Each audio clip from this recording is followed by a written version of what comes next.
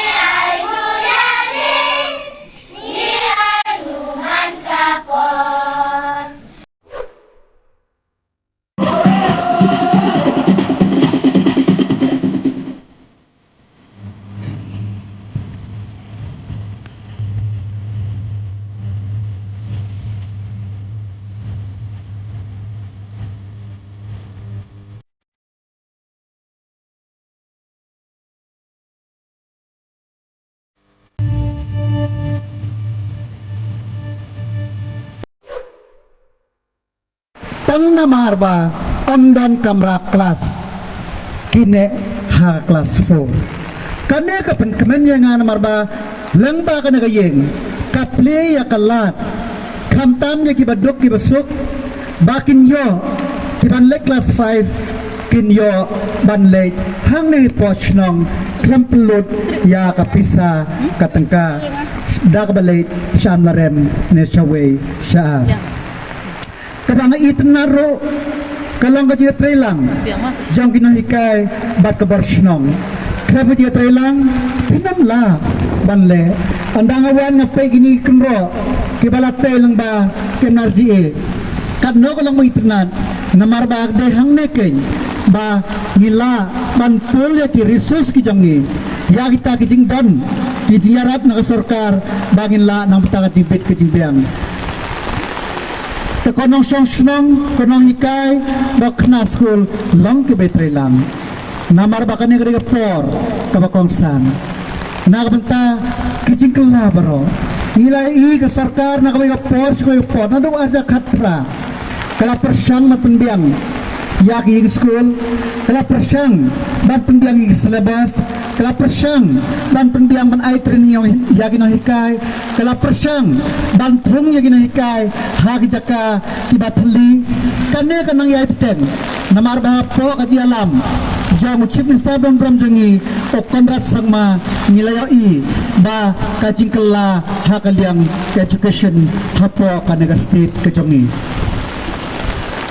kaya kabang ikan tuhoy ka sarkar kamla ban lelut mat kamla ban biang lut ni dan shibun kibangi rai dang de ban le tengah kan tuy ipaj ba bat ki de ban ai ka jikin ai jimut ke sarkar am dai tang ban ai jimut henry ban ai ru